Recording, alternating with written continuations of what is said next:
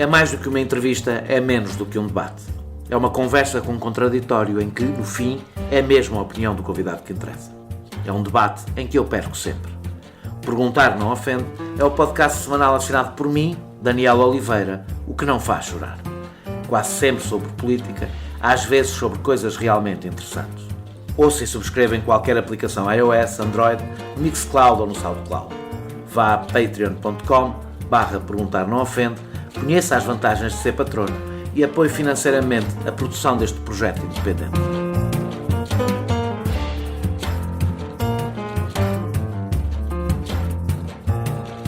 As amigas com quem tenho falado sobre o Me Too começam pela mesma certeza. Todas fomos, alguma vez, assediadas. O assédio, sobretudo o assédio em contexto laboral, é tão banal como o poder dos homens. De tal forma banal, corriqueiro e agressivo, que às mulheres foi ensinado, de mãe para filha, que mulher séria não tem ouvidos. As coisas estão a mudar. Elas não estão a mudar porque há cada vez mais mulheres a falar. Estão a mudar porque há cada vez mais mulheres com poder para dizer não. E para ter ouvidos que não aceitam o assédio e boca para o denunciar. Isto demora tempo. Os homens também demorarão tempo a acompanhar esta mudança. A desigualdade estrutural tem como característica não ser vista como tal. Se é verdade que muitos homens usam o poder que continuam a ter nas empresas e nas instituições para travarem a progressão das mulheres que não os compensem por isso, outros assediam de forma mais inconsciente, julgando que estão a fazer o que se espera deles. Nós, homens, temos de fazer um caminho. Não é necessária uma culpa coletiva, basta começar a ouvir. Não é preciso que se instale um espírito puritano onde a sedução deixa de ter lugar, basta começar a olhar para as nossas colegas de trabalho e para as nossas amigas como pares. Aprender que um não é mesmo um não. E ser solidários. O Me Too tem riscos. Ninguém que lute pelo Estado de Direito pode viver confortável com o julgamento nas redes sociais, linchamentos virais ou assassinatos de caráter sem possibilidade de defesa. E as estatísticas que conhecemos, que a esmagadora maioria das denúncias são verdadeiras, não substitui a justiça. Um inocente não é culpado porque as estatísticas estão contra ele. Não é fácil encontrar o equilíbrio, mas a dificuldade não pode travar um processo que, de qualquer das formas, é imparável. Milhões de mulheres a dizer que não aceitam o abuso como forma cotidiana de convívio. Na semana em que este podcast faz 3 anos, tenho 3 convidadas. As 3 falaram em público sobre as suas experiências de abuso e assédio. Têm em comum serem pessoas do mundo da televisão e com grande exposição mediática. Como disse, a possibilidade de denunciar tem a ver com o poder que foi conquistado. Ainda estamos muito longe de mulheres que trabalham em fábricas, em restaurantes ou em pequenos escritórios, serem ouvidas e terem garantias que não sofrerão pesadíssimas consequências pelas denúncias. As minhas 3 convidadas também têm em comum terem decidido não revelar nomes. É uma decisão que deve ser respeitada, assim como a de os revelar. Como jornalista, se esses nomes fossem ditos, estaria obrigado a ir ouvir o acusado, como mandam as regras. Não é este o caso. Bárbara Guevara tem 41 anos, foi jornalista na SIC Notícias, na TSF, na RTP e na France Presse. Depois passou para o entretenimento na rádio. Hoje dá aulas de meditação.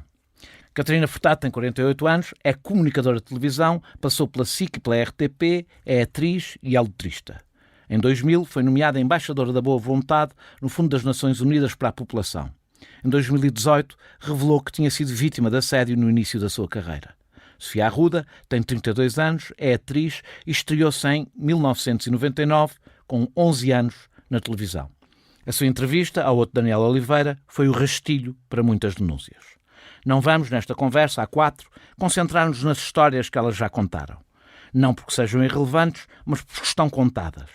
Na descrição deste episódio poderão encontrar os links para as entrevistas de qualquer uma das 3 sobre o tema. O objetivo, hoje, é ir um pouco mais longe. Falar das razões profundas destas denúncias, muitas vezes décadas depois das coisas terem acontecido. Do que tem de mudar e dos riscos de tudo isto. Não é a primeira vez, nem será a última que falaremos deste tema no podcast. Talvez no futuro traremos mulheres de outros meios para falar do mesmo assunto. Obrigado, Bárbara, Catarina e Sofia, por terem aceitado o meu convite e obrigado à TSF pela generosa disponibilidade em nos emprestarem o estúdio e os meios técnicos. Sofia, muito obrigado a vocês as 3. Sofia, começo por ti. O caso de assédio que tornaste público resultou na perda de oportunidades de trabalho como retaliação expressa do assediador. Sim. Sentiste na altura que tinhas alguma forma de responder a isso? Que alguém a quem recorrer na altura para reagir? Não senti. Aliás, primeiramente eu não quis acreditar que aquela pessoa tinha tanto poder como fazia crer, portanto, que ia conseguir a ameaça que me fez, não é? Não fazes isto, portanto, nunca mais vais trabalhar aqui. Eu não achei que fosse possível. Eu trabalhava há muitos anos em televisão. Desde os 11, não é? Sim, apesar de...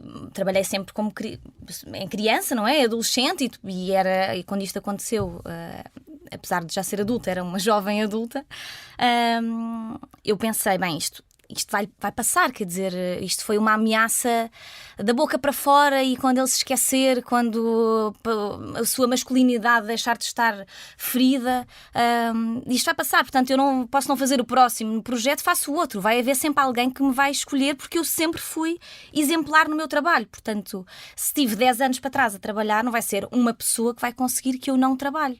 Só quando começaste a ter os nãos e os chumbos, só quando os nãos começaram a chegar várias vezes, e o meu nome a ser proposto, e a resposta era sempre a mesma: não sabemos porquê, Sofia. Propomos o teu nome, mas chega ali alguém e não passa. E eu sabia a quem é que chegava, não é? Mas e tu não passa. contaste nessa altura às pessoas? Não, porque o que é que eu ia dizer efetivamente, sabes? É muito complicado. Tu ficas... Primeiro, eu era muito nova e sentia-me mal por aquilo ter acontecido, por não ter tido a perspicácia de perceber, se calhar, mais cedo, de não ter falado logo na altura. Portanto, esperei que... Ou seja, quando os nãos começaram a aparecer, as coisas não aparecem logo, não é no espaço de um mês, não é? Nós não fazemos... As novelas demoram 6 meses, 9 meses. Portanto, de repente, não entras naquela novela, passam 9 meses. Depois esperas, mas a próxima vai ser. De repente, a próxima não é. Ok, esperas mais 6 meses. E nisto, os anos vão passando e tu vais sempre ouvindo as mesmas coisas. Mas o teu nome foi proposto, o realizador quer, a autora quer, não sei o quê. E de repente, mas chega lá acima e não passa. E eu penso assim, mas se lá em cima, com quem é que eu vou falar? Se isto já chegou lá acima, não é? Quem é que eu vou seguir? Não sei. Não tens o número de telefone das pessoas acima, tão lá em cima. Não te dão essa oportunidade. Nós trabalhamos para produtoras que, por sua vez, trabalham para estações de televisão. Às tantas, tu sabes lá com quem é que has de falar. Eu não sabia. Catarina, no relato que tu fizeste, disseste que sentias que estavas de alguma forma protegida, por razões familiares, não é? O teu pai é do mundo da televisão, é jornalista, é do mundo da televisão. Mas não era protegida por isso, desculpa. Não te sentias por razões... Não, quando eu estou a dizer protegida é por seres do meio. Não. O meu pai podia ter outra profissão qualquer, podia ser marceneiro. Uhum. Eu estava protegida por aquilo que é o meu núcleo familiar, porque eu sabia que, apesar de já estar a ganhar o meu ordenado, se me sentisse tão encurralada, eu iria contar à minha família, e a minha família imediatamente acolhia-me em casa, e eu não tinha que estar a usufruir de uma penalização que passa por não ter condições financeiras para pagar. Eu estaria em casa, portanto não tinha despesas, é nesse sentido, ou seja, estaria protegida porque eu sabia que me iriam entender. No entanto, tive muita vergonha e, portanto, o meu pai e a minha mãe nunca souberam. Aliás, foi em 2018, já crescida, mãe, casada, que os meus pais acabaram por perceber, através de um programa de rádio, que eu tinha... E há muito mais outras histórias. Aquilo foi em termos laborais, não é? Mas desde criança que eu senti sempre, eu e outras amigas. E há uma coisa que eu gostaria aqui de falar, que é, eu não estou a representar todas as mulheres. Nenhuma de vocês aqui está. Não estou mesmo. Eu estou a representar pessoas, até porque há homens que são assediados, há pessoas que não se consideram nem mulheres nem homens, enfim, as questões de género. Portanto, eu estou a representar pessoas que sentem o desconforto, a violência de um assédio sexual. E que... através do meu testemunho, que sou uma privilegiada, que tenho poder ao nível de poder estar, passa da redundância, ao microfone e falar por essas pessoas, faz parte deste caminho, o caminho do nosso privilégio. Mas deixa-me só... A gente vai seguramente voltar a isso, mas deixa-me só... Como fico muito irritada, não é? Que são anos a guardar questões e as pessoas ainda perguntam, mas porquê é que tantos anos a guardar estes segredos? Porquê? Exatamente força. Essa é a pergunta que eu vou fazer a seguir, mas deixa-me só perguntar-te isto. Eu quando me referia a estás protegida, não era tanto o teu pai, por ser da televisão, poder garantir que é outra coisa. Eu imagino as pessoas têm ambições, sonhos, uma pessoa chega à profissão que quer, que queria, ou e sente-se muito agradecida de estar ali, e é um pouco diferente se tu já pertences àquele mundo e sentes que podes vir a ter outras oportunidades, ou porque tu contas, na tua descrição contas como reagiste, ou seja, fugiste, ou seja, como é que eu digo, esquivaste-te, conseguiste E esquivar. jogos de cintura que nós acabamos por nascer crianças já com aprendem 3 ou todas- 4 anos. É aquela Uma frase- criança já sabe, mulher, rapariga, Aquela já frase que sabe. as mulheres sérias não têm ouvidos é exatamente dizer isso, não é? Esquiva- Olha, faz os risinhos a fingir que não é nada com ela, faz de Lolita, são estratagemas de sobrevivência, meramente, mas que deixam marcas, evidentemente. O que eu estou a perguntar é se, imaginando-se, não sei se te consegues pôr nos pés de uma pessoa que tem uma história diferente, uma família diferente, uma vida diferente. Consigo imenso, faço esse exercício todos os dias, Daniel. Se a E tua aí reação faz estar teria aqui sido a hoje mesma. Se a contigo. tua reação teria sido a mesma. Não, eu digo isso muitas vezes, é essa consciência plena, até porque eu tenho relatos, há 20 anos que eu tenho relatos de mulheres em qualquer parte do mundo que foram assediadas, foram violadas, foram manipuladas, foram perseguidas em todas as partes do mundo, porque eu ando a fazer documentários há 20 anos. E em Portugal também tenho uma associação, Corações com Coroa, que ouve todos os dias testemunhos de mulheres, é uma associação pela igualdade de género, portanto, mulheres que são assediadas, mulheres que são postas constantemente afastadas da possibilidade de potenciar o seu potencial e de realizar os seus sonhos, são ameaçadas quando engravidam. Tudo isto chama-se abuso de poder. A tudo isto. Eu tenho relatos todos os dias. Evidentemente que eu sei que se eu precisasse de dinheiro, que se eu não tivesse uma educação que na altura ainda não tinha os argumentos que tenho hoje, não era empoderada como sou hoje, mas se eu não tivesse aquela educação de uma mãe e de um pai que na verdade sempre me abriram os horizontes, eu não tinha a capacidade de fazer o jogo de cintura. Eu não conseguia dizer não. Eu hoje em dia dizia não e fazia uma denúncia e fazia tudo aquilo que está ao nosso alcance, ainda muito aquém do que poderá estar, e por isso eu acho que nós estamos aqui as três, é para fazer esse caminho, para abrir esse caminho para o presente e para o futuro, e não para o passado. Não me interessam nomes exatamente porque não me interessa o passado. Interessa-me o caminho.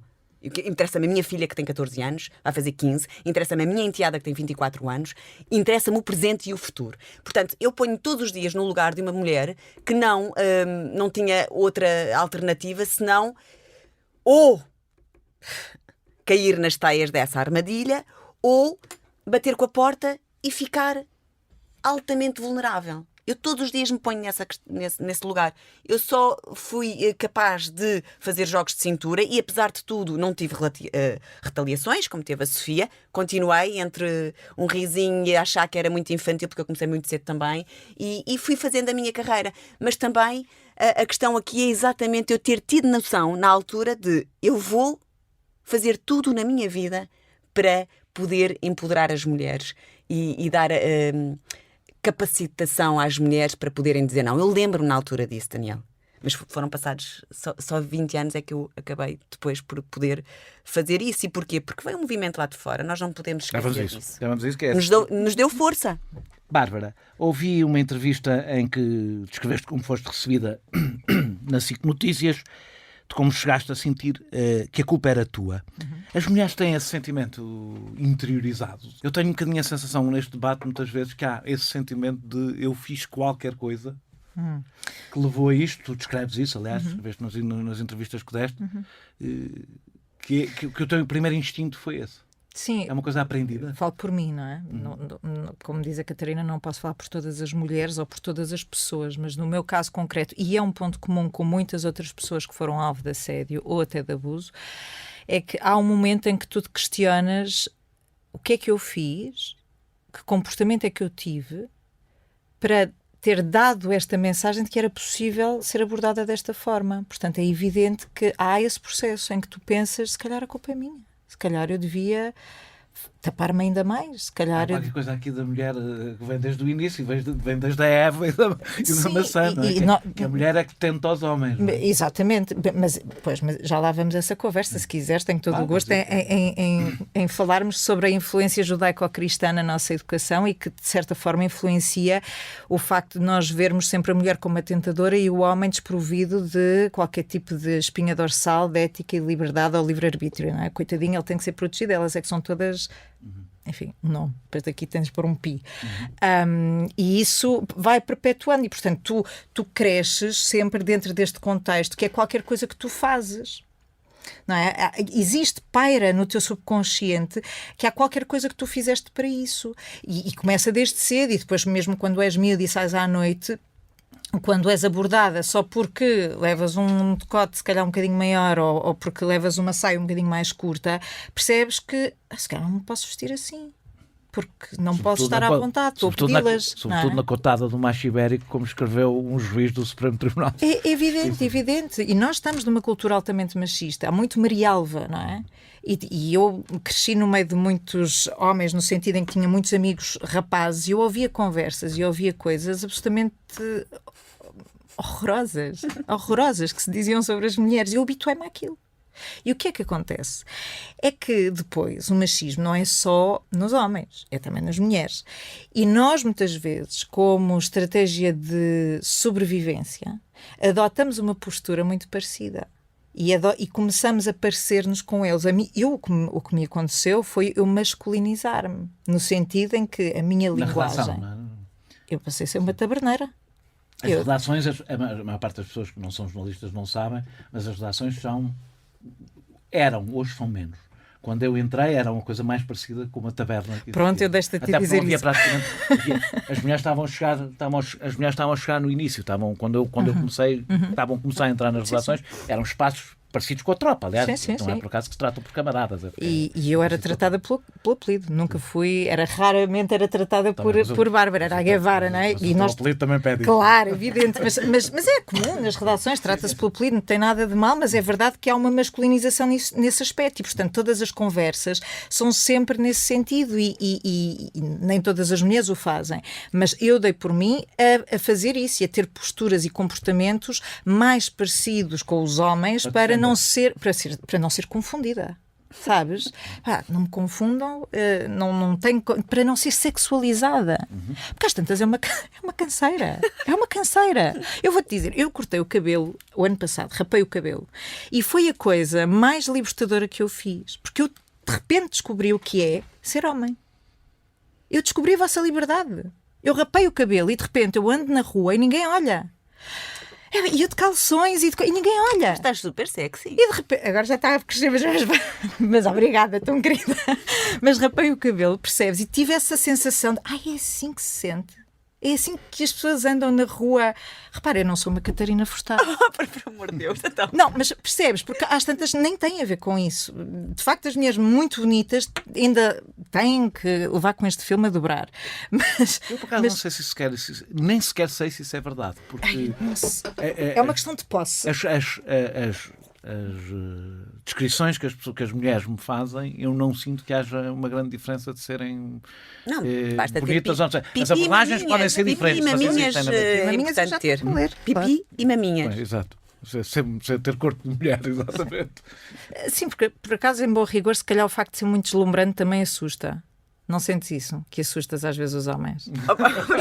Estás a perguntar se ela já está deslumbrante. Obrigada, Daniel. Mas a Catarina sabe que é muito bonita. Mas é verdade, as mulheres, quando são bonitas e empoderadas, assustam imenso os homens. E, portanto, evidentemente... As mulheres empoderadas assustam os homens. Não tenhas a menor dúvida. E o assédio reduziu substancialmente por causa disso. Porque eu não tenho aquilo que tinha aos 20 e, portanto, eu hoje aos 40 não chegam. Chegam. Por isso é que nós estamos aqui. Claro, evidentemente. Catarina, porque tem a ver com há bocado que passaste a interromper e quero voltar a isso, que é exatamente porque é que falaste tantos anos depois? O que é que mudou para ser em 2018? Através de patreon.com/perguntar não ofende, pode apoiar diretamente a produção deste projeto independente. Para já eu andei a documentar-me sobre o que se passa no mundo. Como vos disse, entrevistei muitas mulheres em situações muito difíceis. em situações de emergência humanitária, em campos de refugiados, em países em desenvolvimento onde não têm nada, mas são abusadas, e em Portugal, muitas. Esse laboratório que eu fui acumulando ao longo destes 20 anos foi muito importante para eu saber exatamente porque é que estou aqui e para eu saber exatamente que não há nenhum argumento que me difame que me vai fragilizar a minha caminhada. E a minha caminhada agora é para não parar mais. A minha e a das pessoas que se quiserem juntar. E aqui eu digo pessoas, mais uma vez, imensos homens que se querem juntar a esta caminhada. O que está a acontecer agora é que, de facto, a forma como este debate está a ser público tem a ver, revela inteiramente, que existe um problema estrutural ao nível da liberdade e da responsabilidade. Porque como é que é possível pôr-se a pressão nas mulheres que dizem, independentemente de ser 20 anos depois, 5 anos depois, 10 anos depois, a pressão é posta em cima de nós, aquelas que denunciam as situações, e não em cima da sociedade. Eu nem falo dos agressores. Eu acho que a pressão deve ser feita em cima da sociedade e não dos agressores. Porque, consequentemente, também, não é? Não, porque eu acho, aquilo que imagino, e é a minha opinião inteiramente, e tenho pensado muito nisto, como deves calcular, aquilo que eu imagino é, se nós pusermos a pressão na sociedade, que precisa, evidentemente, de políticas Mas tu sabes que a sociedade acha sempre que estão a falar de outra pessoa qualquer que não interessa, delas, não é? mas eu acho que se nós avançarmos para políticas públicas no setor privado, no setor público, com normas, com códigos de conduta, com forma de prevenir, de proteger e de apoiar. O proteger aqui é apoiar as mulheres, até com apoios financeiros, para que as denúncias que façam sejam estruturais e as mulheres se sintam mesmo seguras ao ponto de fazer a denúncia, porque muitas não denunciam porque pode haver indemnizações, podem perder o trabalho. E há por exemplo, nas Nações Unidas, na OCDE, já há forma de proteger as mulheres, de prevenir e de proteger. Portanto, é só aplicar tudo isto às nossas instituições. É a tolerância zero. Por isso é que eu digo, a pressão tem que ser na sociedade. E depois, assim, os agressores vão sentir essa pressão. Não é nos agressores. Esta ideia de nós todas aqui dizermos o Manel Jaquim. Então vão 10 mulheres dizer que o Manel Jaquim, há 20 anos, foi um abusador. Isto é um só vilão. É para acalmar as consciências. Distrai-se e fica o Manel Jaquim nas páginas de todos os jornais, que ainda por cima isto não está a ser bem mediatizado, infelizmente, e portanto está tudo ali a falar Manel Jaquim, e os filhos do Manel Jaquim, os netos do Manel Jaquim e o mundo. E enquanto isso está-se a distrair do essencial. O essencial não é o Manel Jaquim, que já foi há não sei quantos anos. É agora. É agora. Nós temos que prevenir agora, todos os dias, há mulheres a serem abusadas. Todos os dias. E mulheres que não se podem defender. Nós podemos. E estamos a fazê-lo por elas. Eu não estou traumatizada. Sim, nem dá para reescrever o passado, não é? Tinhas consciência que a tua entrevista, que foi isto vem por ondas, não é? E esta começou com a tua entrevista ao outro Daniel Oliveira, não foi a mim. Tinhas consciência que ias explotar esta... Não tinha, acho que ninguém tem essa consciência. Eu não posso prever o que é que Ou seja, a minha pergunta é se o fizeste conscientemente, se era uma coisa pessoal que sentiste necessidade de contar, ou se tinhas Na entrevista do Daniel, portanto, nós não sabemos que perguntas é que nos vão ser feitas, consequentemente, ele também não sabe as respostas que nós vamos dar, não é? Portanto, o que aconteceu foi uma questão de sentir, de ouvir o meu sexto sentido, que há 10 anos, quando o caso me aconteceu, eu não ouvi e neguei, tipo, não, isto não está a acontecer, não, isto não pode ser, não é o que parece, não é o que parece. E ali o que aconteceu foi, durante a entrevista, o Daniel, fez uma passagem pela minha vida, pelo meu trabalho, passou por vários anos e passou por aquela altura. E eu esquivei-me à pergunta. Esquivei-me ali um bocadinho, lá está um jogo de cintura, pensei, não vou falar sobre este tema, isto não pensei em falar sequer, não tenho um discurso articulado, portanto, vamos dar a volta a isto.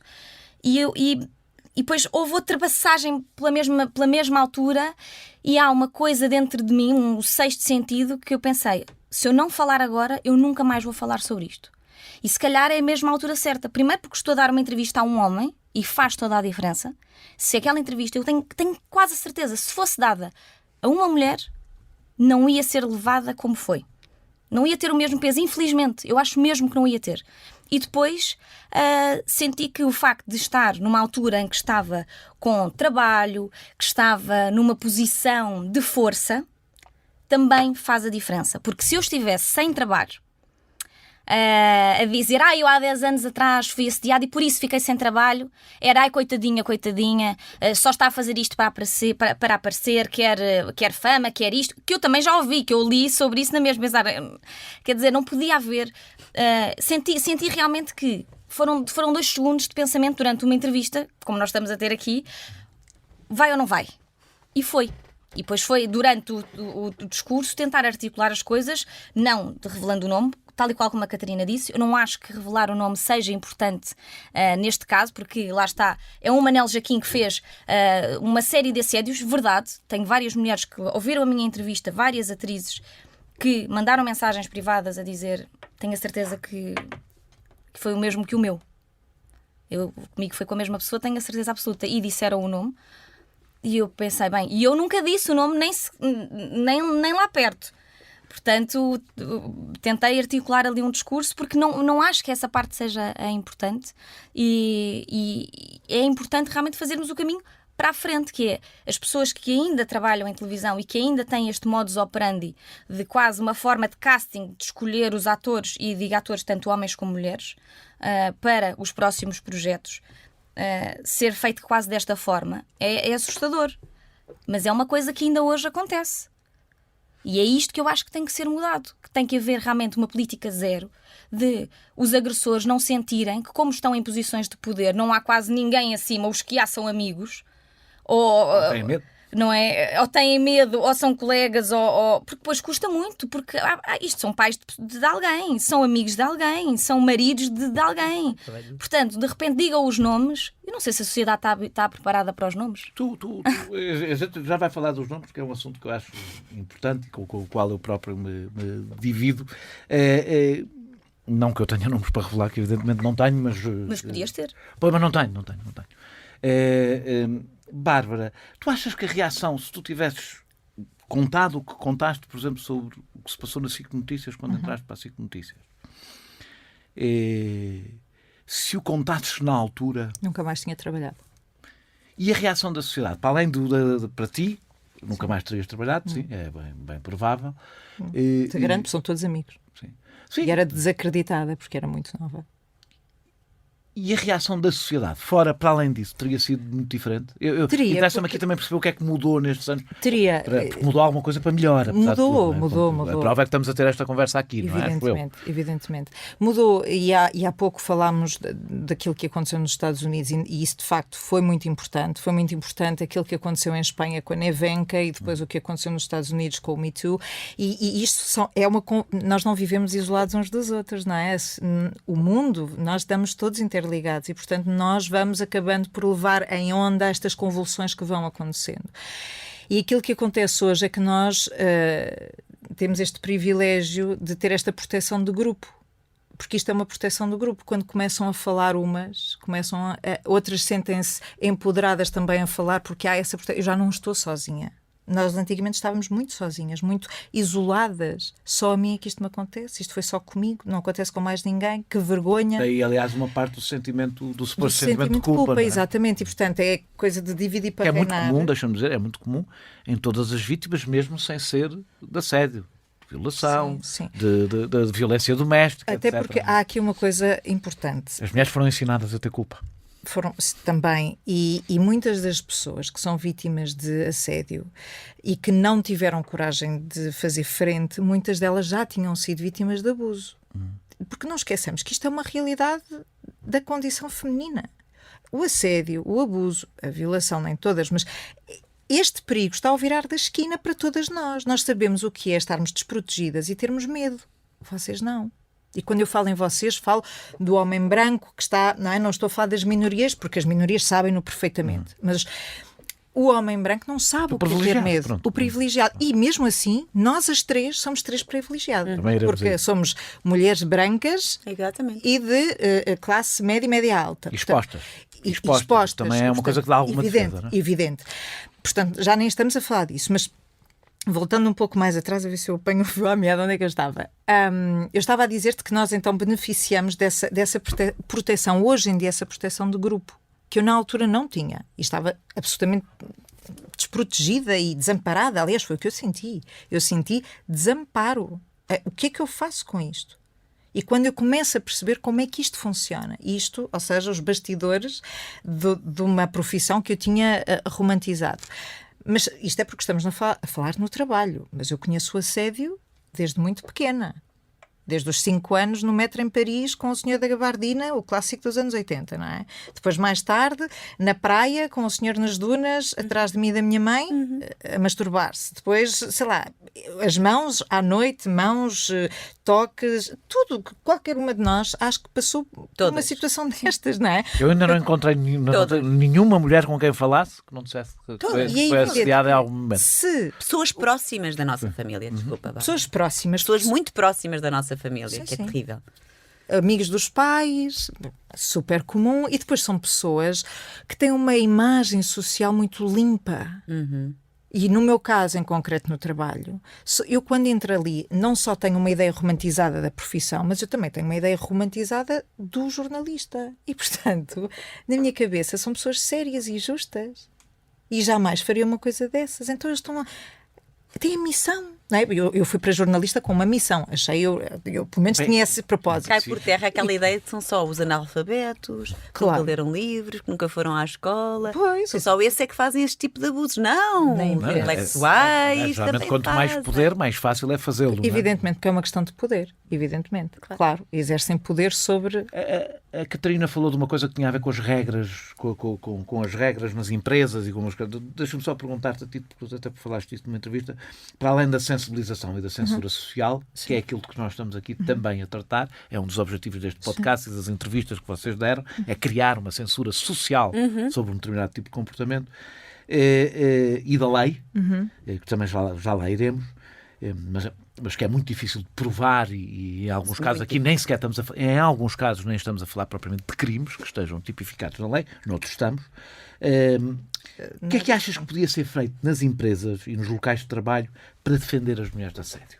Ou seja, que políticas é que as empresas podem ter para prevenir e dar apoio às mulheres Até que temos que ir um bocadinho mais atrás. Repara, as empresas até podem ter essas políticas, mas se nós não fizermos uma mudança de fundo social, eu acho que esta conversa o que é interessante é porque nós queremos que haja uma tomada de consciência e o comportamento só se muda com tomada de consciência. Hoje em dia, até hoje, tudo foi automatizado. Este tipo de comportamentos são comportamentos que estão automatizados e que já vêm de uma cultura, como falámos há pouco, machista e até judaico-cristã. Mas, e não só, mas em particular, e misógina, mas em particular a nossa sociedade, é evidente que depois há tudo isto para trabalhar. Depois, dentro das empresas, acho que há mecanismos que nós podemos arranjar, eu numa reflexão, enfim, um bocadinho bruta, não é? Não foi um pensamento... Não estás a apresentar uma proposta não estou a apresentar, não, de todo, mas é uma proposta, é haver um gabinete, haver alguém que se possa que possa recolher estas denúncias e que haja uma espécie de aviso, sabes? Ou seja, eu uma espécie de provedoria dentro das empresas de... Sim, mas que a pessoa, repara, eu posso fazer uma queixa e às tantas essa pessoa, se tiver 3 queixas, porque normalmente são sempre os mesmos, não é? Se essa pessoa tiver 3 queixas, leva uma suspensão ou para já leva um aviso à primeira queixa. À segunda, se calhar, já leva mais qualquer coisa. E à terceira, uma suspensão, um processo... qualquer coisa. Mas era importante que as empresas tivessem alguém com quem as pessoas se dirigirem. Claro. E que soubessem que estão defendidas. E isenta. Claro. Porque o problema é que... alguém isenta. Isento, porque o problema até aqui, eu tinha os meus superiores. Só que os meus superiores são todos amigos. E sabem. Eles sabem quem são. Em alguns casos, até sabem... Podem saber, não saber ou não da gravidade, da intensidade, mas sobretudo está tão naturalizado. Não têm consciência. Podem até achar mal, mas não dão grande relevância à coisa. Eu acho que há uma normalização e uma banalização destas atitudes ditas culturais.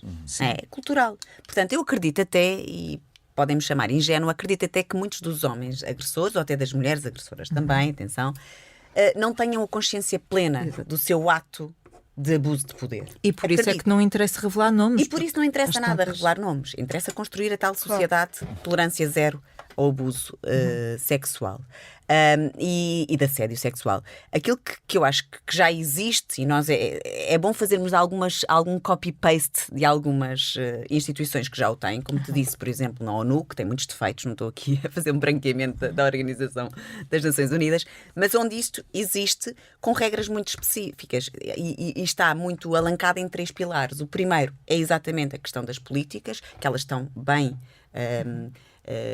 enumeradas e que têm planos de ação com os tais códigos de conduta. Depois, o segundo pilar, a questão da formação dos recursos humanos. Tem que haver formação e deve começar, tem que haver nas instituições, mas nas escolas. Eu falo disto imensas vezes nas palestras que faço. Tem de haver formação logo de início. As questões tão polémicas da cidadania, não é? Da disciplina da cidadania, passa por aqui. Mas eu defendo a ideologia de género, basicamente, na escola. Então, isto era uma ironia. É uma ironia muito, muito irritante, não é? Não, mas é que eu sou... não, mas aquilo que chamam de ideologia de género eu defendo nas escolas. Exatamente. Aquilo que chamam de ideologia de género eu defendo nas escolas. Claro, mas dentro... Ensinar os miúdos desde que nasceram à igualdade. Ou seja, dentro da disciplina de cidadania existem muitos itens que temos que discutir. Um deles é as questões do abuso de poder e do assédio, o que é para exatamente uma criança... Até porque começa na escola. Exatamente, uma criança de 5 anos, há maneiras incríveis de o fazer. E não estamos aqui a puxar pelas questões sexuais, ok? Que assustam muita gente porque têm telhados de vidro, evidentemente.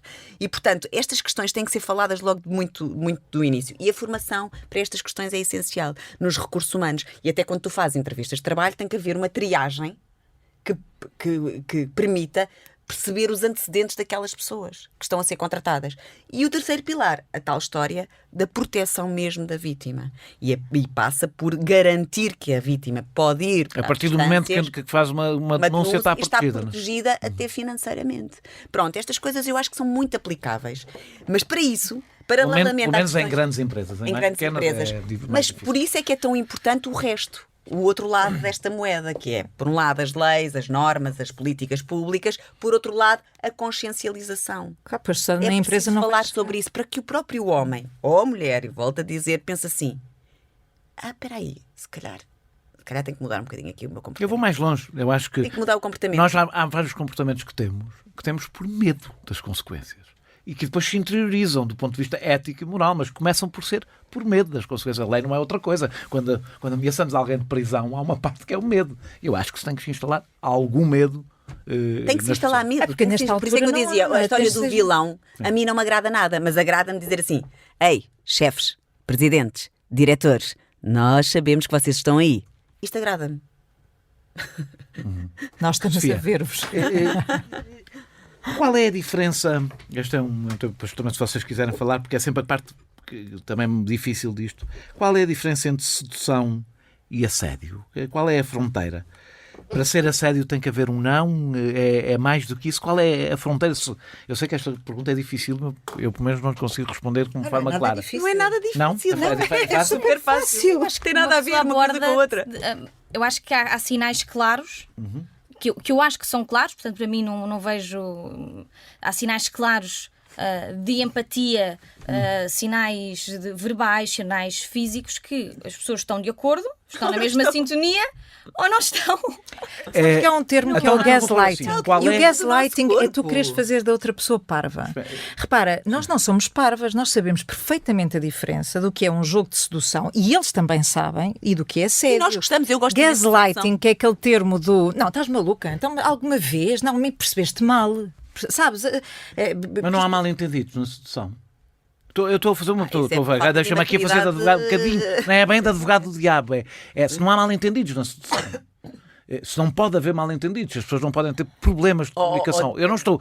Daniel, uma coisa deixar aqui claro. Outra coisa os casos que vocês falaram já agora. Deixa-me só dizer, os casos que vocês falaram, as três que eu conheço, Não estão aqui não, quando eu estou a dizer que não estão em debate, parece-me evidente que não há nenhuma discussão sobre se é Sim, o caso claro. que tu contaste, não há qualquer Mas discussão possível deixa-me só sobre dizer, os mas assédios. não é no nosso meio. Tu, por acaso, tens 3 pessoas que estão no mesmo meio, não é? Eu fui assediada no mundo o do yoga jornalismo, a também. televisão, mas nas fábricas, nas empresas, é igual. Estamos a falar de assédio sexual, não estamos a falar de sedução. Está bem, agora São coisas a minha pergunta é... Estamos a falar de posições hierárquicas Então, superiores vamos pôr assim. em que se manipulam as pessoas, em que se chantagiam as pessoas. abuso. Poder. Então explica aos homens, fazemos assim, Mas os homens também sabem. onde é que começa Oh, Daniel, a os homens também sabem esta Não sei se discussão. sabe, Sabem. Então, Sabes Mas porque a é partir que... do momento em sabes- que faz uma proposta a alguém em que é muito simples, olha, vamos jantar, subentenda-se, não é? Mas vamos pôr assim, vamos jantar para... Pronto, porque eu acho que tu podes ser a próxima protagonista da novela. Isso se é fores sério. jantar. Isso é sério. Mas não há Não. dúvida nenhuma. Mas é isto sempre. Mas no meu Não caso há nem houve- dúvida. mas no Não há meu caso dúvida nem houve porque a senão. conversa é sempre isto. A conversa é quase sempre assim. É tudo muito eu ajudo-te tu vais melhorar. Tu, se Pode fores até nem comigo, haver essa tu frase. vais lá. Sofia. Tu Pode vais até lá. nem haver essa frase. Se um teu diretor Eu tive um sem qualquer administrador. sinal teu prévio de qualquer coisa te aparece à meia da noite num quarto de hotel, Sim, isso é sério, não há discussão possível. Sim. aconteceu-me. Eu não fiz qualquer sinal. Portanto, eu sei bem o que é seduzir, porque eu gosto. Eu adoro o jogo de sedução. Exato. Eu sei bem o que é Essa- seduzir. essa E sei o que pergunta- é ter a autodeterminação do meu corpo, ter Mas a tu autonomia achas que do a meu pergunta- corpo. a Quer dizer, eu não fiz nenhum sinal para aquele ser me aparecer A num pergunta que eu quarto estou a fazer... Vem do ponto do medo. Quem faz essa pergunta? Não, e vem do ponto... É de medo. Eu estou a fazer uma pergunta mesmo do ponto de vista dos homens, não, Não é? do ponto de vista Claro, das mas mulheres. é de medo, mas eu entendo isso. Que é? Porque é muito assustador isto que está a acontecer. Tu percebes que há... É super assustador para vocês. Vou lá. Homens, agora não querem eu vou criar dizer-te uma barreira. coisa. A minha opinião sobre este assunto é isto tem um lado assustador. Acho, se quiseres, eu Mas é preciso saber eu lidar a com curto isso prazo agora. acho que isto pode ser perigoso, a longo e médio prazo Mas nós não ajudamos-te. não tenho Nós dúvidas ajudamos- nenhumas que é positivo. Mas nós Tenho ajudamos dúvidas. a lidar Não, com esse medo. Não, perigoso deixa para lá nós. vai. Não, Pode deixa lá ficar vai. beliscada a nossa Não, não é para vocês. Não, eu já lá vou. Ok. Não quero mostrar aqui a conversa, Tá bem. já lá vou. Mas não tenho dúvidas nenhumas que a médio e a longo prazo isto é libertador, é bom, é positivo e vamos olhar no futuro para isto como uma coisa que foi fundamental para mudar o nosso modo de vida. Eu acho tão radical no sentido de ir às raízes como isso. Mas a minha questão é, sim, há homens... Não é homens com milhares de vida que estão com muito medo. Sim. Há provavelmente homens que se perguntam: será que quando eu seduzo uma colega, eu também tenho uma opinião sobre isso, mas também vou deixar para outra altura, estou a assediá-la? Será que eu sei qual é que é a fronteira? E era esse o sentido da minha Eu acho que pergunta. tem que haver códigos de ética. Quer dizer, tem que haver códigos de ética. Tu sabes perfeitamente, somos crescidos e temos maturidade, acho eu, para perceber que um diretor se faz uma inclinação para alguém que está abaixo dele e que essa pessoa tem a sua vida. Está tudo dito, querido. Não é preciso muito mais do que isto, Daniel. É isso, Desculpa, Sofia? é completamente... Eu acho que claro. tu podes pensar, imagina, vamos pôr aqui que somos todos inocentes, todas crianças e há um menino que gosta da menina. E só que ele tem um poder qualquer porque é filho do diretor da escola. Uma coisa qualquer assim no género. Agora, ele pode gostar dela. Acho que um diretor pode se apaixonar por uma funcionária com um cargo, tendo um cargo abaixo. Não é por aí. Agora, tem que ser... Eu, por acaso, sou um bocadinho mais radical do que tu. Mas Eu já lá acho vou, que pode já lá vou. acontecer. As pessoas Ética. podem se apaixonar. Não é, da mesma forma Sim. que ela pode se apaixonar por um diretor sem querer subir na carreira. Pode Exato. gostar da profissão que tem, do papel que tem e está tudo bem. Agora, há um contacto visual, há uma palavra, pode haver uma abordagem. Agora, tem que saber que quem aborda, não é, tem que ter consciência de, ok, Tem poder. eu tenho este poder, portanto, eu tenho que ter cuidado na abordagem que vou fazer. Tenho que deixar bem claro o que é que eu quero. Aliás, eu Não é? própria... Se eu quero só jantar com aquela pessoa porque acho-a simpática, sei que ela não é casada, achei que ela olhou para mim duas Vocês vezes. estão agora sempre a falar de assédio no local de trabalho. Mas se a Mas eu pessoa já diz tive um não, diretor que se Assédio apaixonou por fora do mim. local de Mas trabalho. repara, eu já tive um diretor que se apaixonou por mim e não foi assédio. Eu percebo. Acho que nós todas percebemos isso. Pode acontecer. Também aconteceu. Eu quando era pequenina, apaixonei-me pelo professor. E bem, Não também eu aconteceu nada, mas eu apaixonei-me estava enamorada. Mas não tem mal, não é disso que estamos a falar. Até porque este diretor também não exerceu esse poder sobre mim. Foi uma coisa conversada. Lá está, nós somos todos crescidos, não é, Daniel? Eu acho que a grande questão, E nós Daniel, sabemos é se há sofrimento e desconforto. Deixa-me só perguntar. Tu isto é a disseste, mas eu junto a isto. desconforto e Tu sofrimento. disseste, Claro. tu dizes que não chegaste a dizer que não é? Na Não. descrição que tu fizeste. Mas senti desconforto Contornaste e a situação. sofrimento. E, portanto, mesmo não havendo um não, há um assédio óbvio. Portanto, do que eu percebo Porque me deixou numa posição super frágil. Eu senti-me... Resignar não é consentir. eu quero senti-me- deixar aqui claro que eu estou a fazer. Eu Não, eu sei, compreendo mas perfeitamente eu o que senti-me estou a super... dizer. Olha, eu senti... É porque este Nós assunto é muito gostamos de ti, sensível. Daniel. Não nos Deixa-me sublinhar dizer que eu eu senti-me concordo com o que muito vocês estão a dizer. vulnerável, senti-me muito sozinha, senti que naquele momento, mesmo fazendo o jogo de cintura, portanto não ia aceder a dar o beijo ou o que quer que fosse, que era bastante mais até explícito. Provavelmente a minha carreira não ia quase continuar e estava no início, sabia isso tudo, portanto fiquei muito sozinha. Mas não consegui dizer o não, porque tentei jogar com todas as partes. Eu também joguei. Eu tentei pensar assim, não vou dizer já não, porque assim perco o meu trabalho, mas no entanto quero deixar bem claro que não tenho nenhuma intenção. Então fiz o jogo de cintura, portanto não deixei acontecesse absolutamente nada e fiquei à espera no dia seguinte o que é que podia acontecer. No meu caso não tive retaliações, foi o que eu disse em relação à Sofia. Mas o que eu aqui estou a fazer não é representar o meio televisivo, não é mesmo, é representar o meio em que Portugal ainda existe com as tais ditas regras culturais, percebes? E eu, desculpa só dizer, aquilo que define exatamente a diferença entre sedução ou assédio é o desconforto, é tu ficares fragilizado, independentemente de ser um poder hierárquico, que eu acho que é mais grave, claro, do que um colega. Ou numa rua, num colega, se o colega te faz abordagens e faz perseguições, que eu também já tive, é assédio, eu fiquei desconfortável, eu senti-me insegura. Eu há bocado disse que ia um bocadinho mais longe do que vocês, porque há países onde, na realidade, se exige, do ponto de vista de cultura de empresa, alguma distância emocional entre as pessoas, sem comentários que se relacionem com a aparência, que é uma coisa mal vista dentro da própria empresa. E eu devo dizer que isto não me incomoda rigorosamente nada. Eu acho que trabalho é trabalho, conhaque é conhaque.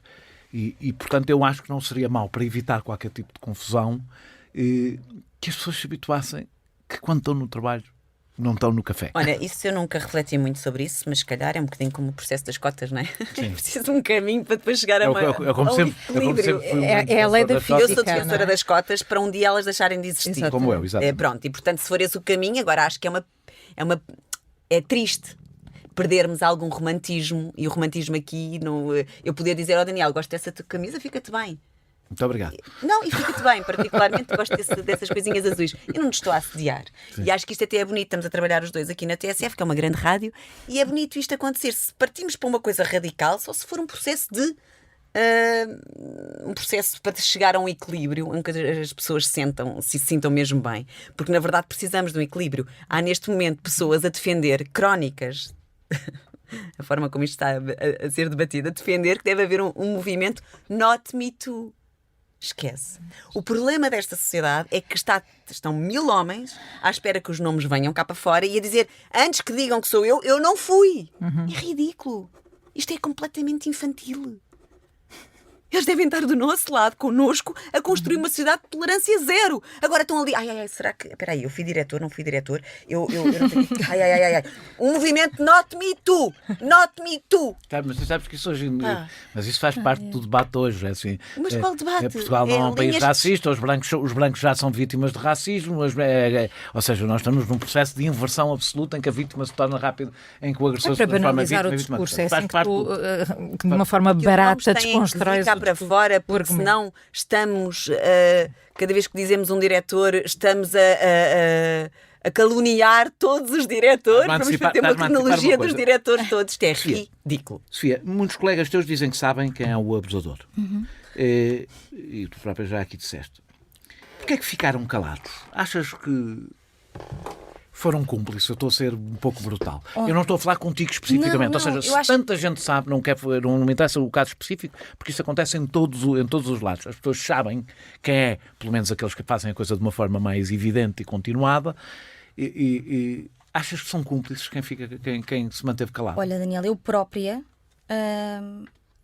sou cúmplice, na realidade, porque eu não apresentei nenhuma queixa e eu também sei que esta pessoa agiu desta forma com outras mulheres. E eu sei de outros casos, com outras pessoas, que eu nunca vi, mas que tu vais ouvindo e que tu sabes identificar onde é que elas estão e em que cargos é que estão e até às vezes quem são as pessoas que sofreram, que foram manipuladas, que foram usadas, o que seja.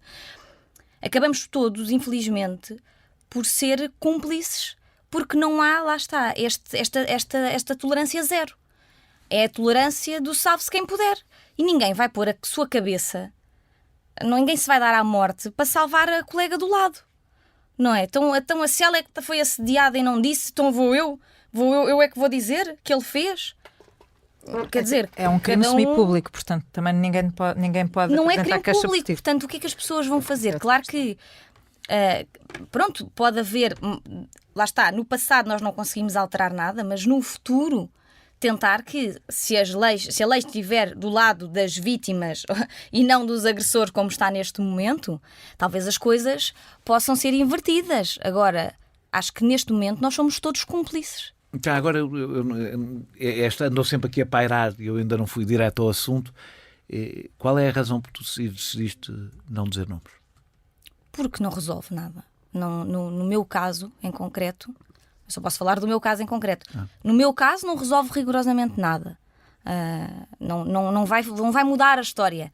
E pior ainda, podia facilitar as pessoas que ainda estão em cargos superiores, os holofotes saíam daí, lá está. Agora neste momento estão os diretores, como dizia a Catarina, os diretores todos, os coordenadores de projeto, está toda a gente com cargos superiores, ou toda a gente que tem telhados de vidro, está tudo a tremer. Ai, se alguma põe a boca no trombone, ai, se alguma vai dizer.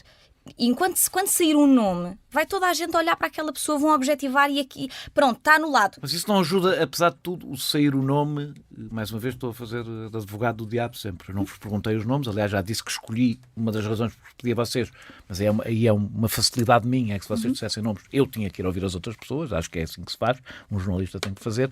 A minha pergunta é, se isso não torna a coisa, apesar de tudo, quando estamos a falar do medo, não é? Torna a coisa mais voyeurista. É o voyeurismo contra a fiscalização, a consciencialização, a solução, a resposta. É voyeurismo. É fé de ver. Mais nada. Mas não é menos eficaz. Mas pensa lá assim, se querem é mais nomes, eficaz. porquê que põem as vítimas nesta questão de tem que ser a pessoa a dar o nome, a pressão em cima de nós. Pressão e pode ser processada e tudo mais, quando há um jornalismo de investigação que pode querem que sejam vocês a fazer o trabalho. Fazer esse trabalho. As pessoas estão lá, continuam a trabalhar. Se toda a gente sabe. Claro, os mas olha, isso está a ser feito. Os jornalistas também sabem, portanto. Isso está a ser feito.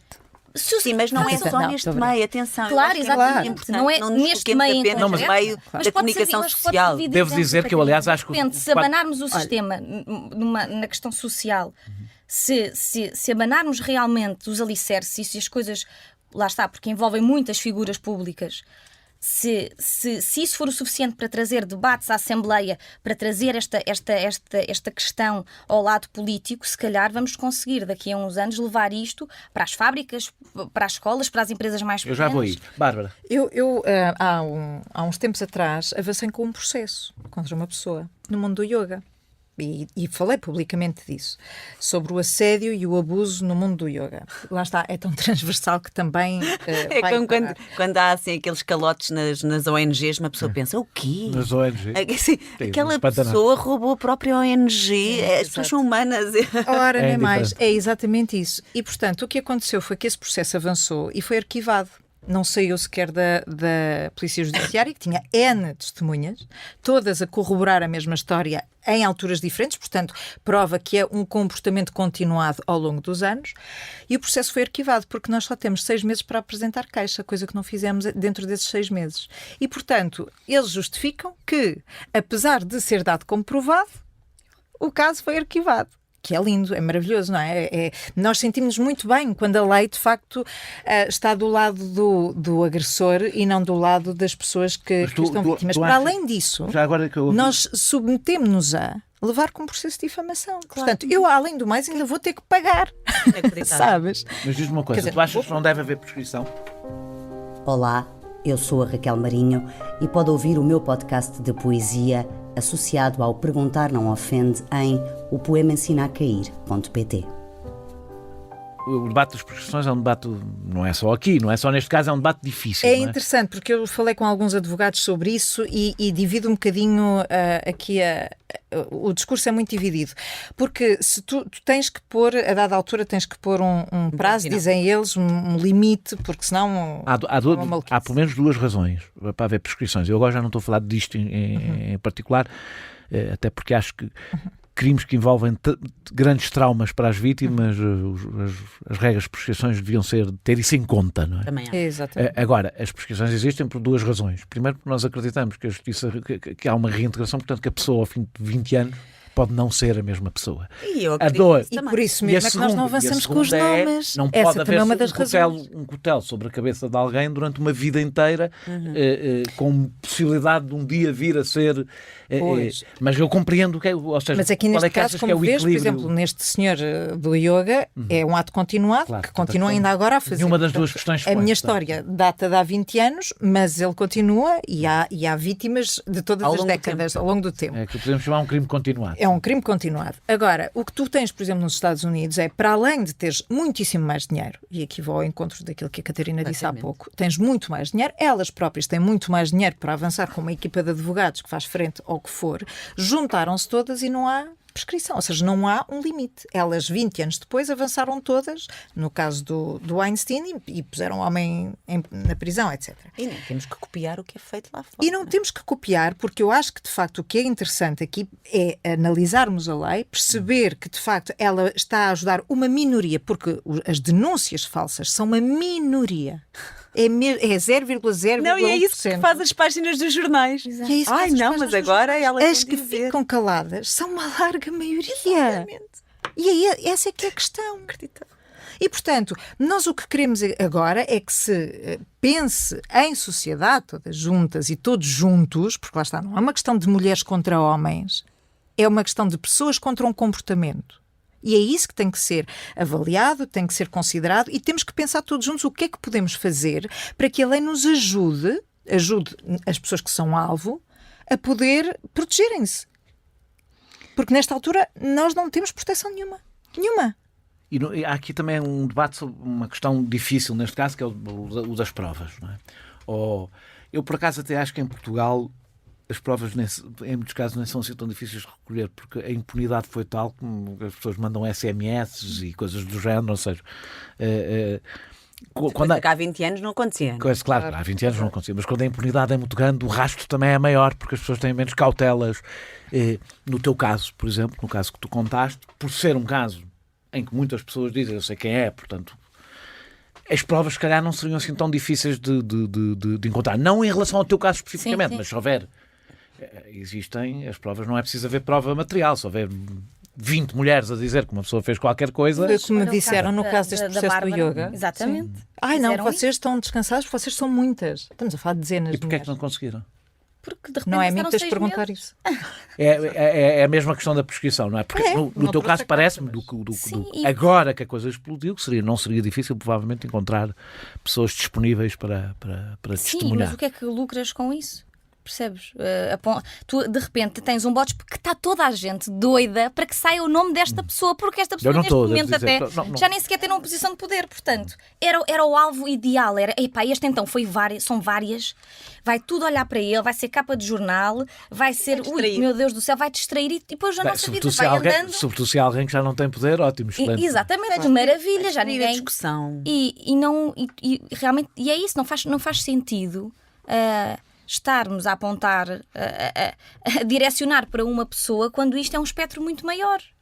Tu tens algum receio? Nós já falámos um pouco sobre isso e eu compreendo que se eu dizer isto parece que estou a inverter a importância das coisas, mas eu acredito que nós devemos debater todas as coisas ao mesmo tempo para conseguir chegar ao equilíbrio. Se não tens algum receio de uma cultura de linchamento viral que isto possa explotar, ou seja, Em relação a quem? A mim? Não, ao contrário. Em relação a você já está.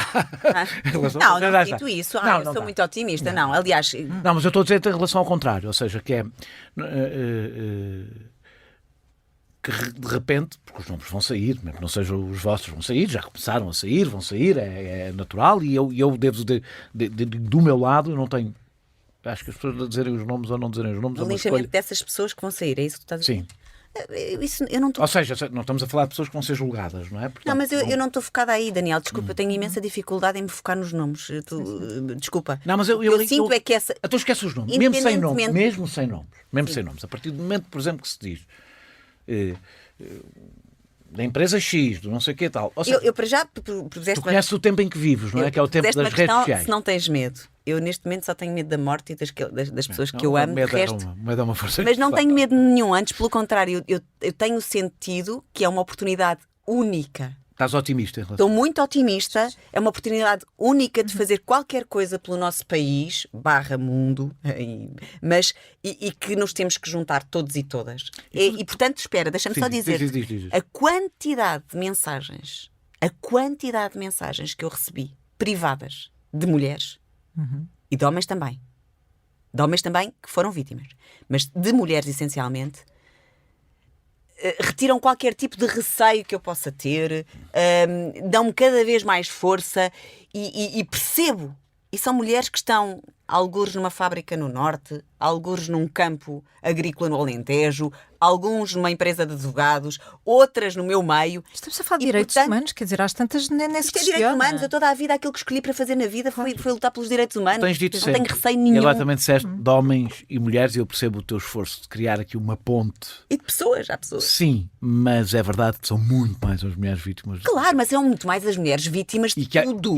Mas que No isso é um debate mundo, sobre, quem mais sobre a relação de sofre? poder. É um debate Certo, sobre mas a no mundo, relação de quem poder. mais sofre? As desigualdades sociais, as desigualdades de género, as discriminações com base no género, as violências com base no género, são as raparigas e as mulheres no mundo inteiro. Está mais provado. Portanto, aqui, mais uma vez, a maioria é do sexo feminino. Completamente. 74,9% tenho aqui os dados. Quanto? 74,9% em Portugal. São 74,9% são mulheres. Das queixas.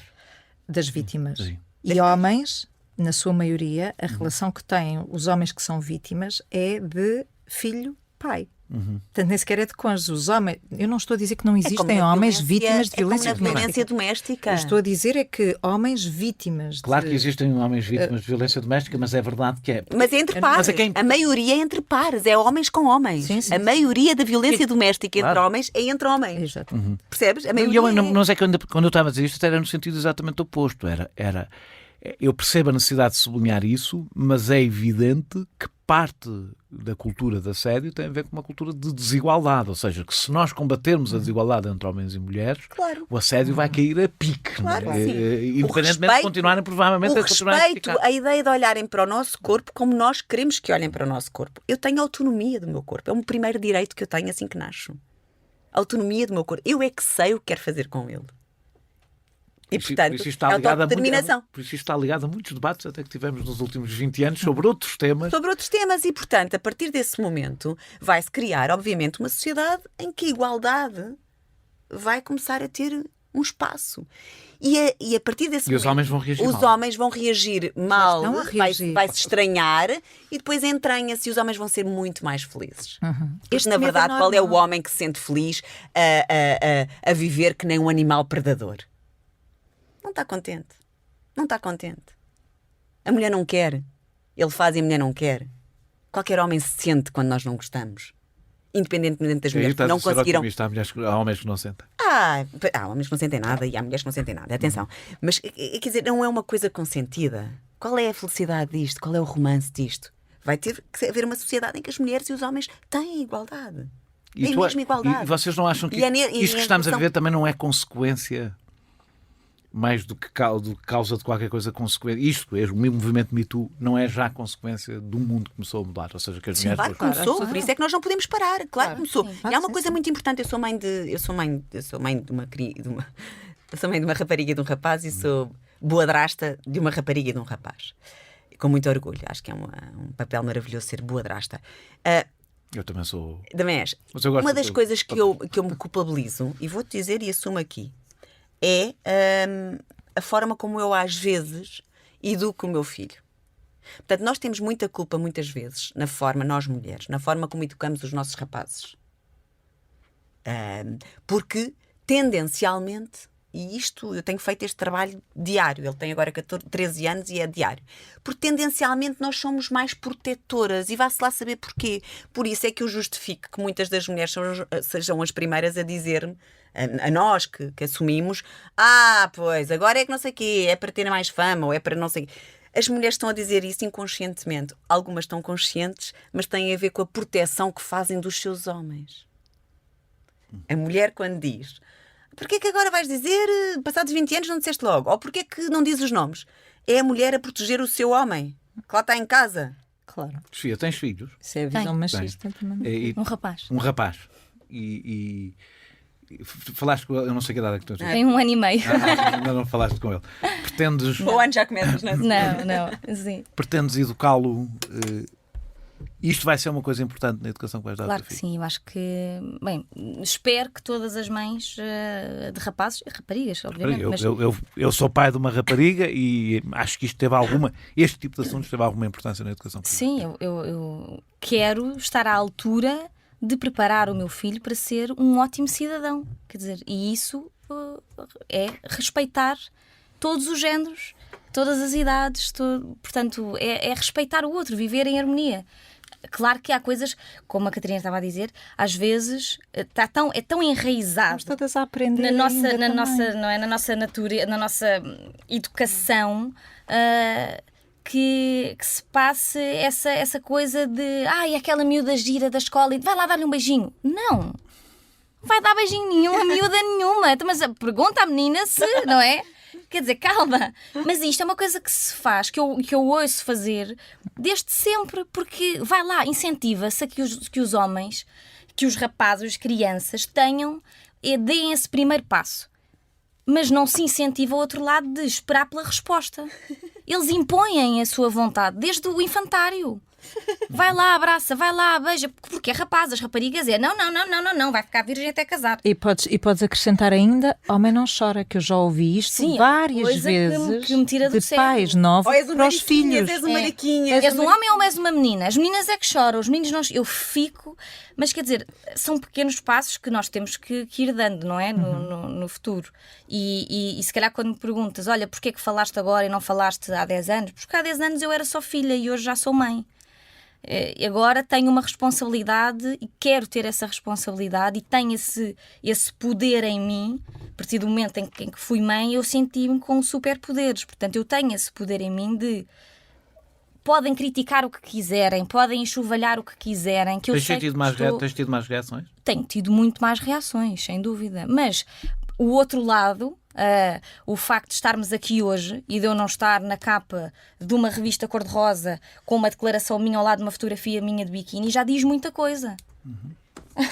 É verdade, diz muita coisa, porque eu pensei mesmo, é isto que vai acontecer. Eles vão descredibilizar isto tudo porque não interessa a ninguém mexer nas raízes da questão. Da sociedade toda, portanto é isto que vai acontecer e não foi, ainda bem, e eu senti que, por exemplo, a rede social, o Twitter, teve muita força nisso, da mesma forma que saíram muitos tweets: tens de dizer o nome, tens, nós queremos nomes, pomos a casa a arder, uma coisa assim colossal. De repente eu fui, nem sei é mais vontade de ver sangue do que ver justiça. Exatamente, mas por outro lado houve uma partilha das entrevistas, que eu não dei, mas dos artigos que saíram, das coisas sérias, do movimento, das partilhas da Bárbara, das partilhas da Catarina, coisas que deram poder a este início, ou poderá ser o início do Me Too, como uma coisa que faz sentido. Exatamente. Conteúdo. E não só uma passagem de, agora esta diz que foi assediada. Pronto, amanhã já ninguém se lembra. Bárbara, nas tuas declarações públicas pareceu-me que sentes que na televisão as coisas foram piores do que na rádio ou na redação da France Presse. Na France Presse nunca tive nada. Pois, foram piores no sentido... É muito pequenino e já somos amigos há muitos anos, portanto, essa de equação. Quando eu estou a dizer foram piores, do nada ao muito. Tem a ver com a importância da imagem na televisão? Há uma cultura mais Marialva na televisão? Não. Não, é que por acaso eu acho que há. Não, é mais... Eu É convido a muito imprensa mais... e quando chegar à televisão Não, estranhei a importância da imagem. A imagem é mais importante e, portanto, o que acontece é que tu tens aí mais uma cultura do parecer do que do ser. E as pessoas são muito mais aparentes, ou seja, liga-se muito... Aliás, vou-te já dar um exemplo da grande diferença. É que em televisão convém que tenhas um palminho de cara e... As mulheres. Se fores mulher, eu estou a falar do ponto de vista da mulher, claro. Falo por mim, que estou há 16 anos. Mas olha, isso está a começar a mudar. Infelizmente está a começar a mudar também para os homens. Infelizmente foi antes. E às tantas já não se percebe muito bem. Parece que as pessoas têm que ser todas muito bonitas para aparecer, não é? E sempre aquela ideia da... Não interessa o que é que lá tem dentro Exatamente, da cabeça. não interessa nada. O bonito mas ainda é há que tem uma que grande ser. diferença entre homens e mulheres. Agora, também te digo que depois no jornalismo é exatamente o oposto. Foi-me negado fazer histórias porque eu era demasiado bonita para as histórias. E foi-me dito, para esses sítios só vão homens. E a única mulher que vai é um camafeu. Textualmente foi esta frase que me foi assim que disseram. Não vou dizer o nome, mas também não é difícil a chegar. Portanto, isto foi o que me disseram. E de repente tenho...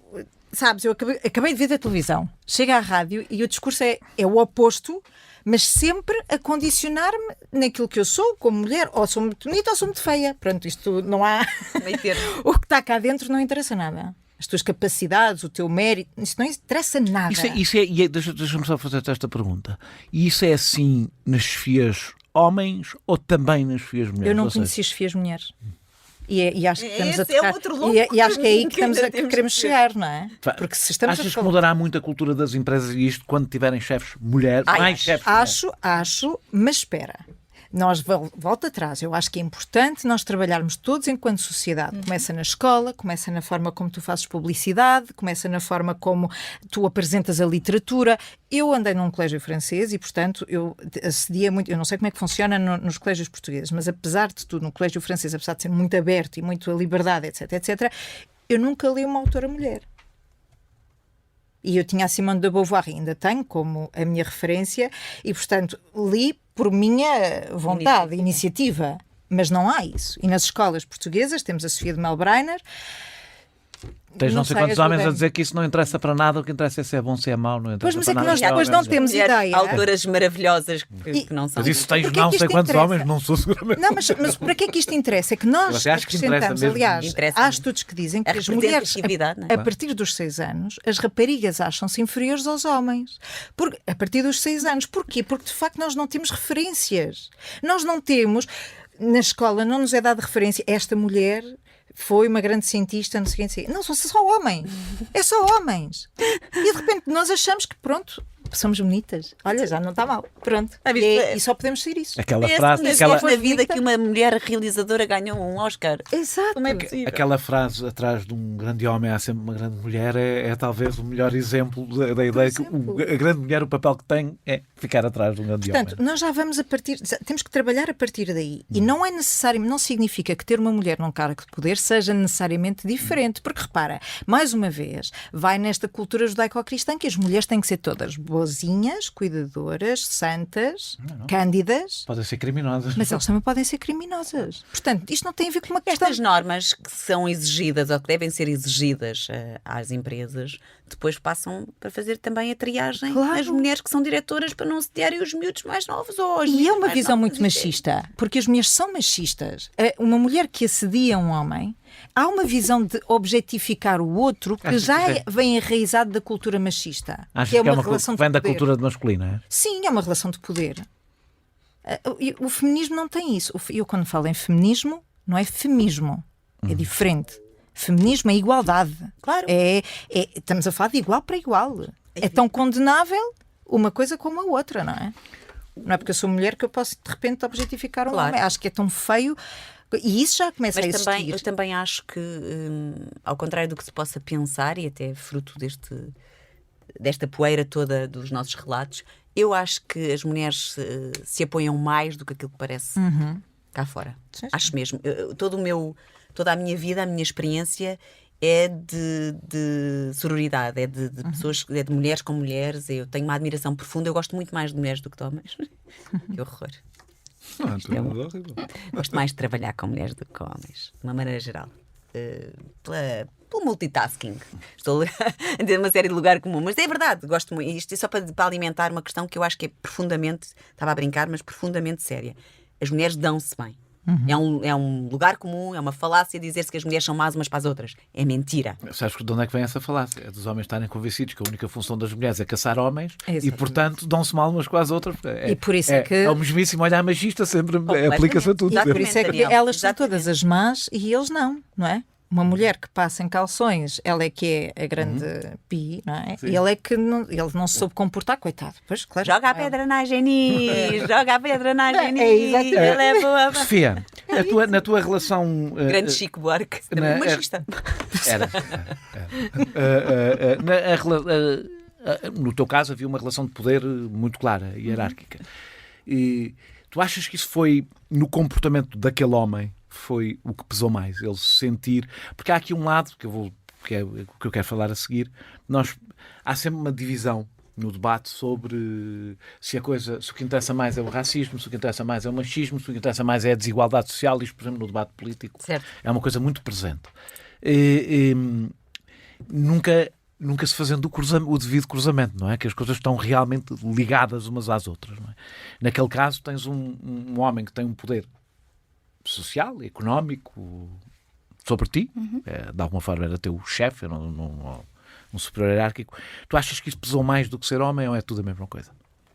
Eu acho que neste caso, ou neste caso, é uma questão de poder, de querer uma coisa e não ter.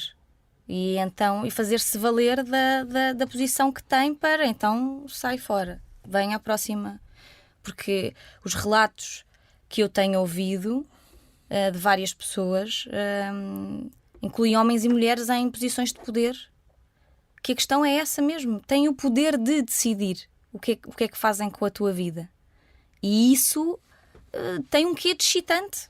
E as pessoas vivem nisso, o poder manipular, o poder jogar com... Vou tirar daqui, vou pôr dali. E não só no assédio. Não só no assédio, um abuso de poder, claro, dentro das empresas. Não sei se é porque as funções estão todas canalizadas nas mesmas pessoas e depois lá está, como não há um escape, não há a quem falares, não é? Portanto, então morre ali, morre na praia. Eu acho que é uma questão de poder. Esta pergunta é para vocês todas. Se têm consciência, vocês já disseram todas isso, mas é com isto que eu quero terminar. Se têm consciência que são, apesar de tudo, mulheres privilegiadas, já o disseram, não precisam dizer que têm, que muitas mulheres menos privilegiadas, que mesmo depois de 20 anos, ou seja, mesmo na situação em que vocês estão agora, correriam enormes riscos se falassem.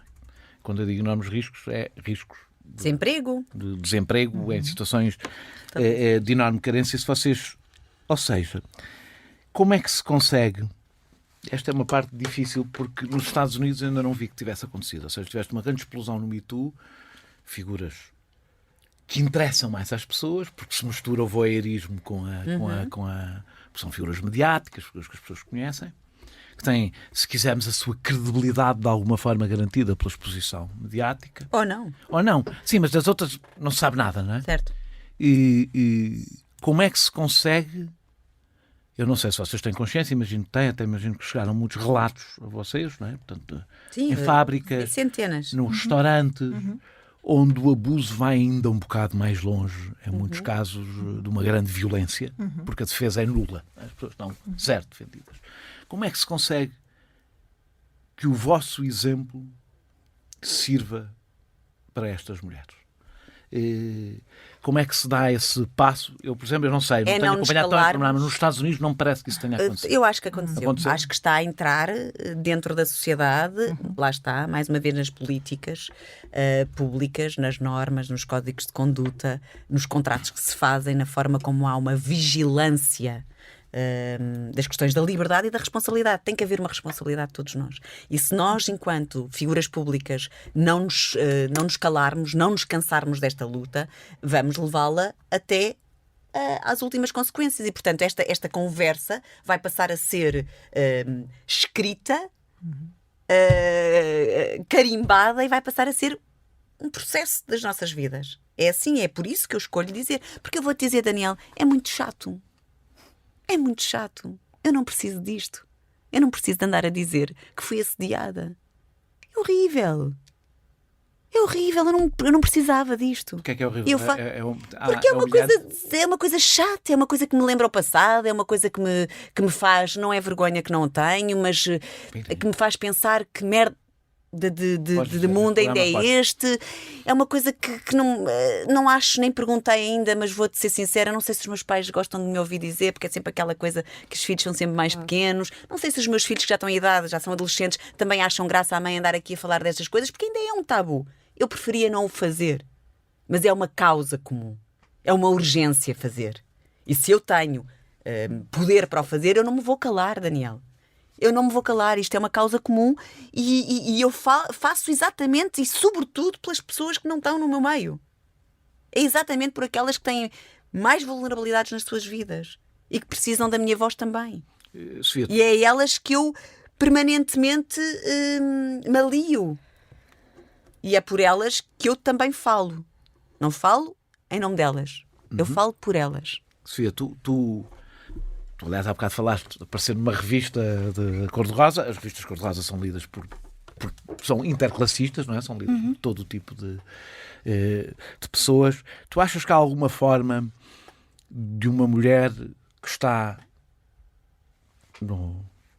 na fábrica, no restaurante, no pequeno escritório, em todo lado, não é? Basicamente em todo lado, se sentir não é representada por ti no sentido que a representes, mas olhar para ti, rever-se na história que tu estás a contar, de conseguires dar esse salto, ou de não ser só uma coisa lá das estrelas que são ricos De maneira nenhuma, acho que claro que chegamos e da mesma forma que a Catarina estava a falar, eu recebi milhares de mensagens, não só do meu meio, mas de mulheres mais jovens, mais velhas que eu, de homens a apoiar, não homens a dizer que passaram pelo mesmo, mas de apoio, de sou pai e obrigada por fazeres isto. Recebi muitas mensagens de escolas, de coordenadores de projetos, de diretores de núcleos, de blocos das escolas, vamos introduzir no próximo ano, vamos alimentar debates sobre isto, tem que haver uma política também nas escolas, nós não temos, e isto realmente tem que se falar, obrigada por teres feito. Portanto, claro que sim, acho que conseguimos chegar a toda a gente, porque é um bocadinho, nós já passámos pela situação, nós superámos, continuamos a trabalhar, somos reconhecidas no nosso trabalho, nós não precisávamos de nada disto, é tal e qual como a Catarina disse, é uma chatice termos que ouvir e que ler as coisas que escrevem, mas podemos fazer isto pelas outras pessoas e eu acho que é mesmo importante, e para todos os meus colegas e mulheres e homens que passaram pelo mesmo que eu, por situações idênticas e que dizem, mas não me apetece nada falar sobre isto porque vou abrir aqui uma porta, vou não sei o quê. Se não fazem por eles, que façam pelos outros, pelos filhos deles e pelas pessoas que não têm voz nenhuma, porque se conseguirmos mudar as coisas legalmente, vai ser para todos. Portanto, nós, como figuras públicas, acabamos por nos dar à morte, não é? Já que temos tantos benefícios da sociedade, tantas coisas que nos são literalmente oferecidas. Uma forma de devolver. Ou ao menos que consigamos devolver de alguma forma. Vão falar, vão, mas pelo menos que se caminhe, que se faça alguma coisa. Bárbara, tu tens 2 filhos, certo? Um filho e uma filha, não é?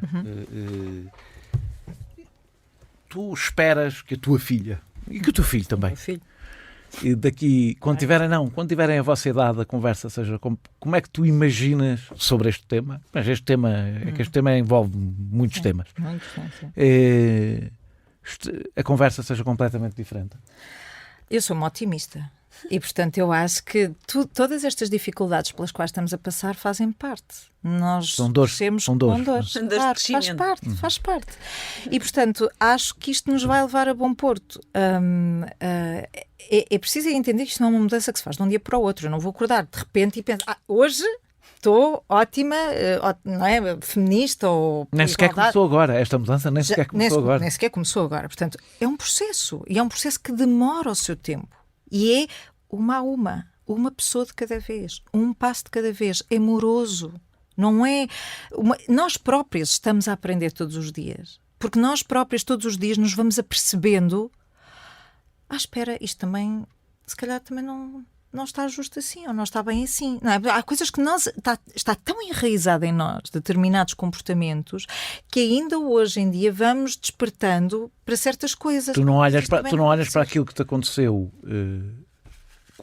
no início da tua carreira da mesma maneira que olhas hoje. Ou seja, não olhavas quando a coisa te aconteceu, não olhavas para ela exatamente da mesma maneira que olhas hoje. Não. É todo um crescendo, não é? E é toda uma tomada de consciência. Por isso é que muitas vezes se diz quem me dera aos 20 saber o que sei hoje, não é? Tem a ver, desculpa interromper, Bárbara, tem muito a ver com o processo de autoestima. Claro, exatamente. E que muitas vezes não vem com a idade. Às vezes as pessoas continuam sem autoestima pela vida fora. Mas no meu caso, eu fui trabalhando esse lado e fui tendo, como eu já disse, a meditação salvou-me a vida também neste aspecto, não é? E no sentido em que me fez questionar muito, ponderar muito, pensar muito, fazer muitas tomadas de consciência, até mesmo de atitudes que eu tenho e tinha em relação ao outro. O tal machismo enraizado que eu própria também tinha. E de coisas que eu dizia. Vocês há pouco foi muito interessante. A Catarina disse, eu sou boadrasta. E tu disseste, eu sou padrasto, mas... Não, eu gosto. Mas eu gosto. Eu gosto da palavra madrasta. Não. É porque eu associo padrasto e madrasta a coisas boas. Pronto, só que nos contos infantis... Sim. A madrasta é sempre má. E o padrasto não. As bruxas são sempre mulheres. Não há um bruxo. É sempre uma bruxa que vem. Sim, o bruxo é o feiticeiro que até ajuda. É o sábio. Eu há pouco tempo dei um exemplo. Por acaso são bruxas. Resultou de um comentário que li e que pronto, as pessoas reagiam muito mal quando uma pessoa começa a analisar contos infantis. Agora até querem destruir os contos infantis, que é a Bela Adormecida. A Bela Adormecida que só tem direito à existência quando um homem vai ajudar. A beijo sem autorização dela. E ela passa a sem autorização, que ela está adormecida. Não é para fazermos uma sanização, isto não é para limpar nada. Eu acho que isto é interessante, é só para refletirmos em conjunto porque é que pensamos desta forma. Não vamos agora pagar os... É que isto não é acusatório, esta nossa... Não é preciso pagar. Não é preciso pagar, é só questionar e ter uma tomada de consciência. Se eu tiver consciência, eu passo a agir de outra forma e saber lidar com essas histórias sem me deixar influenciar por eu sou uma princesa indefesa e as mulheres são bruxas e eles são sábios, não é? Eu não posso chatear pessoas histéricas. Vocês chateiam, zangam-se. São sérios. Nós chateamos, somos umas histéricas. Pois, exato. Eu sou combativo. Pois, estás a ver? Histérico. Que sorte que tu tens. É porque nós somos histéricas ou ressabiadas. Fiquei a saber há pouco tempo, eu tenho uma a minha filha tem 20 e tal anos, já não vê desenhos animados, mas que os próprios desenhos animados estão a começar a mudar. Que as heroínas são combativas, há mulheres com um papel central e combativo. Estaríamos deprimidos se não tivesse alguma coisa a mudar, e está, há muita coisa a mudar. Claro. Nós viemos aqui em paz. Eu, aliás, eu vinha a pensar, a estacionar aqui na TSF e pensei, a primeira coisa que eu quero dizer, não disse, é eu venho em paz, Daniel. Venho verdadeiramente em paz. Ainda que o meu discurso às vezes seja um bocadinho inflamado, não histérico, mas inflamado, eu venho em paz, eu quero paz, eu quero harmonia, eu quero... Nesse sentido, esta luta é uma luta que se faz fazendo pontos com os homens. Pontos completamente com os homens e com quem não se identifica enquanto homem, com pessoas. Isto faz-se com pessoas. E, portanto, é essa paz que eu quero trazer para a discussão. E a ouvir, não é? Nós temos que nos ouvir uns aos outros. Temos que ouvir os homens também que pensem na seguinte possibilidade. Espera aí, eu já fiz isto àquela rapariga que trabalha lá na minha empresa. Epá, mas se um tipo, o meu colega, fizer à minha filha e eu fico... É o que acontece. Grande parte dos homens que são os agressores ou que fazem estas inclinações são também pais. São também maridos e provavelmente as mulheres nem contam aos maridos. E, portanto, nós estamos todos muito mais ligados uns aos outros do que possamos pensar. E esta equação tem que ser sempre. E isso fosse comigo. A mim o que me salvou, a ti foi a meditação, a mim foi a solidariedade. Sim. Salvou-me mesmo. Eu hoje sei porque é que existe. E, portanto, sei que isto só faz sentido se existirmos todos numa praça pública, não acusatória, mas de aceitação. Porque a meditação traz precisamente isso, traz a empatia, que é super importante nos dias de hoje, a empatia e a compaixão, porque a empatia é esta capacidade também de perceber que os homens podem sentir medo. E eu compreendo, por isso é que há pouco eu dizia, claro que vocês sentem medo, é evidente, mas deem-nos as mãos, nós vamos ajudar, porque nós conhecemos muito bem o que é o medo e podemos ajudar-vos a lidar com isto. Há uma coisa que eu acho que muitas vezes não se percebe nas reações. Não tem a ver só com o assédio. com estas enormes alterações que estão a acontecer na sociedade, também a ver com questões étnicas, ou seja, com novos atores que ganharam direito ao palco, conquistaram o direito a ter voz, a reação de quem perde poder é sempre uma reação assustada, não é? Sobretudo quando muitas vezes nunca questionou o poder que tinha, não é? Portanto, nunca foi uma questão. E os novos poderes Sim, claro. também aparecem por medo. Por exemplo, o que é que... Os populismos estão a aparecer Claro, por medo. é isso, é a reação. É a reação a essa perda de poder. Eu quero-vos agradecer às três, não só, nem especialmente o terem, agradeço-vos evidentemente, terem vindo aqui para conversar comigo, mas sobretudo agradecer-vos darem a cara por uma mudança. Corpo? E a cara e o corpo, e a cabeça e tudo. por este combate, que é um combate civilizacional, e que demorará décadas, como já dura há décadas, dura há mais de 100 anos, há 200 provavelmente. Mas já estamos mais próximos Sempre mais próximos. Sempre mais próximos. Sempre otimistas. Porque sei que, não sei, um décimo, sei que sobretudo por cada mulher que dá o rosto por isto, sofre consequências muitíssimo maiores do que qualquer homem que o faça. E, portanto, agradeço-vos. Olha, se não for por outra coisa, pela minha filha. Nós regressamos brevemente com outro convidado. E agradecemos de novo à TSF por nos ter cedido o estúdio e os meios técnicos. Obrigada, Daniel. Obrigada. Este episódio teve a produção de João Martins, pesquisa de Filipe Avala, música de Mário Lajinha e ilustração de Vera Tavares.